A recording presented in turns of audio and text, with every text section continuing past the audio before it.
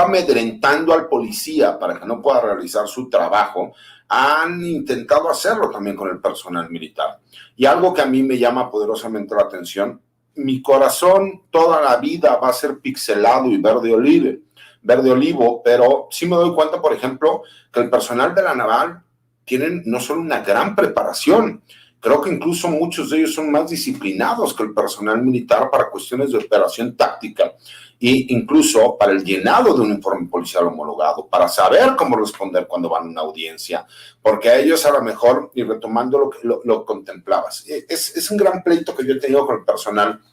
porque ellos me dicen, pues haya sido como haya sido, el único que nos ha apoyado fue Felipe Calderón. Y sí es cierto, Felipe Calderón es el único que entendió que al tratar el de legitimarse, declara una guerra contra las drogas, también porque venían de 2 sexenios como el de Zedillo y Vicente Fox, donde dejaron que los delincuentes hicieran lo que quisieran y se apoderaban del país como quisieran. Y entonces de repente llegamos a la problemática de que ya había regiones del país en donde de facto quienes gobernaban eran los criminales. Y entonces sacan al ejército a llevar a cabo una guerra, incluso hubo una declaración no formal de guerra, que es la que hace el secretario de Gobernación, no sé si lo recuerdas, cuando se pone de valentón por ahí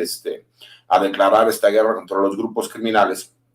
y que la realidad es que el secretario de Defensa Nacional, que no era quien llevaba el control de la seguridad en el país, sino que era Genaro García Luna, y los que estamos en el medio conocemos que realmente así fue, le dijo, señor presidente, si mis soldados van a arriesgar la vida,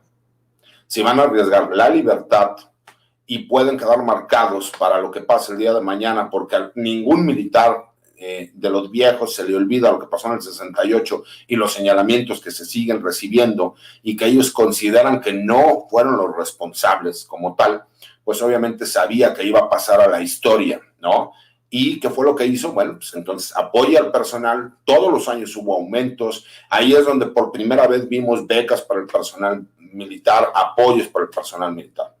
Y que con posterioridad vino el sexenio de Peña Nieto, donde gran parte de ellos siguieron con toda esta problemática de seguir haciendo operaciones urbanas sin un marco jurídico, en donde sí seguimos viendo problemas, pero ahora sí, lo que venía del sexenio de Calderón, de el mátalos en caliente, fue me lavo las manos por cuidar el nombre de la institución y les avientó la pelota para que ahora sí sean ellos quienes se tengan que defender. Y ahí es donde entramos, a lo mejor varios de estos abogados postulantes de carácter civil, donde venimos y apoyamos y tratamos de apoyar al personal militar, que no nada más soy yo, habemos muchos aquí en el gremio,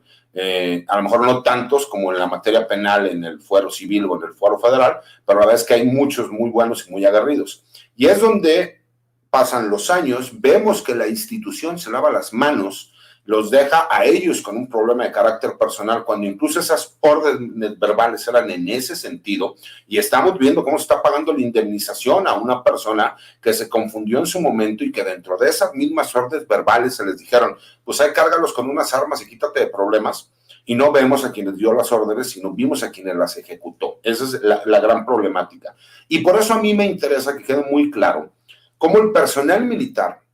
de la fuerza permanente, tanto del Ejército como de la Armada de México, no tendrían que estar haciendo esas funciones de seguridad pública, y que quedara claro que cuando se cumpla este término que se les dio por medio de esta misma ley de la Guardia Nacional, ellos se regresaran a realizar las funciones de seguridad pública y de seguridad interior que les corresponden, y que fuera única y exclusivamente la Guardia Nacional quien se encargara de la seguridad pública. Pero que vamos a entrar en otro problema. ¿Vamos a hacer seguridad pública o vamos a hacer una seguridad que tenga que ver con la proximidad hacia la gente? Y creo que ahí es, como tú lo dices, de esencia, donde vamos a tener un problema grave, ¿no? Esa seguridad, esa proximidad que debería de existir. ¿Por qué? Porque incluso han tenido que cambiar las legislaciones militares para cambiar el término abatir, que era lo que tenía que ver con esta seguridad nacional y seguridad interior, para poderlo adaptar a lo que ahora es la seguridad pública, ¿no? O la seguridad ciudadana, si queremos llamarlo de otra forma. Y creo que ese es el gran reto que vamos a ver, porque incluso las reformas, la ingeniería jurídica, la verdad es que no es ni siquiera tan complicado, seamos realistas. Incluso si queremos verlos más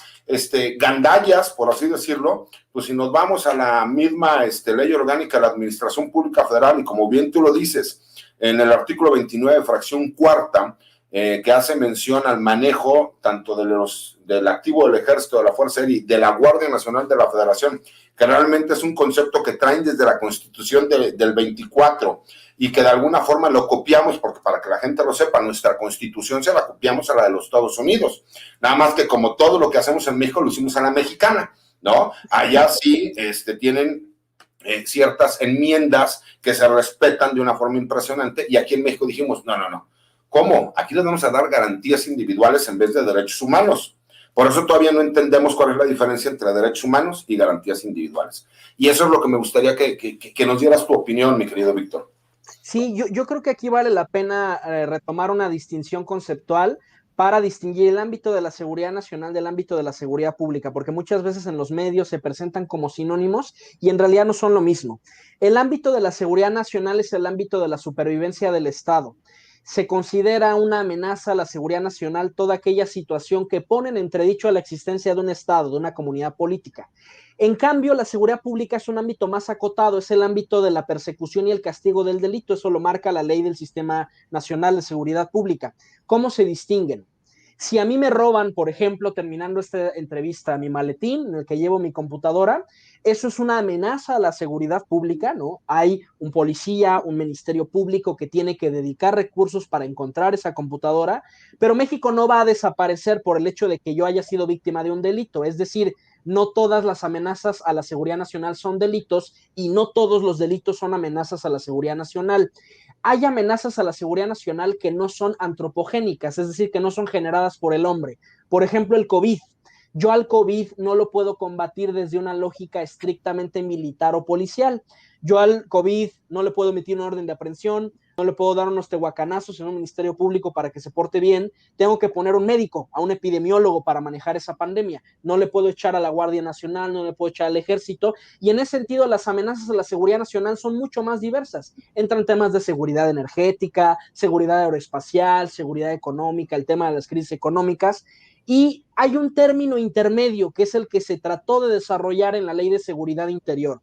En la doctrina militar mexicana, la seguridad nacional tiene dos dimensiones: la defensa exterior, porque pensemos que fuimos un país muy invadido en el siglo XIX, Francia, Estados Unidos, y también la dimensión de la seguridad interior hace sentido históricamente porque todo el siglo XIX México fue un campo de batalla y básicamente el término de seguridad interior se utilizaba para hacer referencia a rebeliones y a los movimientos que configuraron el país. Creo que hubo un mal trabajo legislativo en la Ley de Seguridad Interior porque dejaba a muchos militares todavía sin el marco jurídico que necesitaban para operar. La Ley de Seguridad Interior solamente permitía el despliegue, pero no entraba al fondo del asunto, que los militares pudieran hacer plenamente labores de seguridad pública, labores de investigación, cateos, y de hecho fue algo que detonó cuando se hace la reforma para crear la Guardia Nacional. Pasó algo interesante. Se crea la Guardia Nacional y Sedena y Semar empiezan a transferir elementos vía oficio de comisión. Y esto generó un problema jurídico. Si yo, como sargento primero, hago una detención, presento a este individuo, me puede decir el juez: oye, a ver, espérate, tú no eres plenamente miembro de la Guardia Nacional, tú tienes nada más un oficio de comisión. Vamos a suponer, yo estaba en presidencia, es como si a mí me dieran un oficio de comisión a la Marina y de pronto me subo al buque Cuauhtémoc y le digo: leven anclas, ya nos vamos, ¿no? A ver, estoy de invitado, en principio yo no tengo las mismas atribuciones legales que un marino, porque yo nada más estoy comisionado. Y esa fue la razón por la que el presidente López Obrador se ve forzado en mayo del año pasado a publicar un acuerdo con la Secretaría de la Defensa que añade y dice: a ver, vía mientras los elementos son transferidos formalmente, administrativamente a la Secretaría de Seguridad Ciudadana, todos los militares tienen las mismas atribuciones que un policía, porque se empezaron a caer varias carpetas de investigación, ¿no? De personal que solo tenía un oficio de comisión y que evidentemente un juez o un abogado defensor eso lo tumbaba. Entonces, tenemos por un lado dos problemas, ¿no? El lado de la falta de capacitación, que el militar fue entrenado para otras cosas, para temas de defensa, para atención a desastres, pero no tiene la formación jurídica, y es algo que sí importa.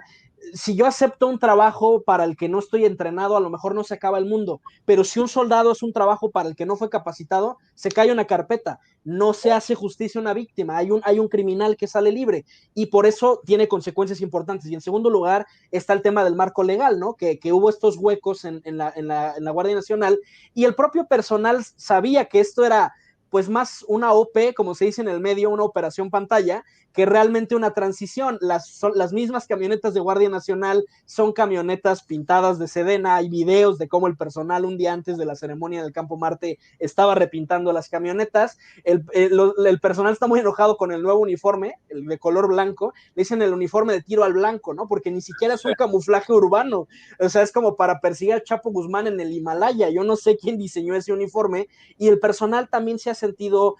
pues traicionado, desorientado, pues porque nada más les avisan, felicidades, ya eres Guardia Nacional, ¿no? Y oye, yo quería ser militar, mejor yo quería ser secretario de la Defensa y de pronto me dices que ya soy policía, eso también está generando merma pues en la decisión vocacional, ¿no? De los elementos que causaron alta en el Ejército y en la Marina.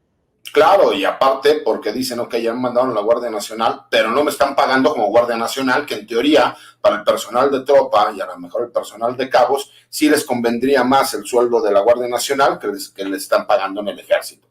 Creo que hay una disyuntiva todavía por ahí de cosas que se tienen que ir dando los cambios. Yo siempre he dicho que mi lucha seguirá siendo siempre, independientemente de mi ideología política, por el personal militar, porque es el gremio al que pertenecí, porque es el gremio donde me crié, porque es el gremio donde estuvo mi señor padre.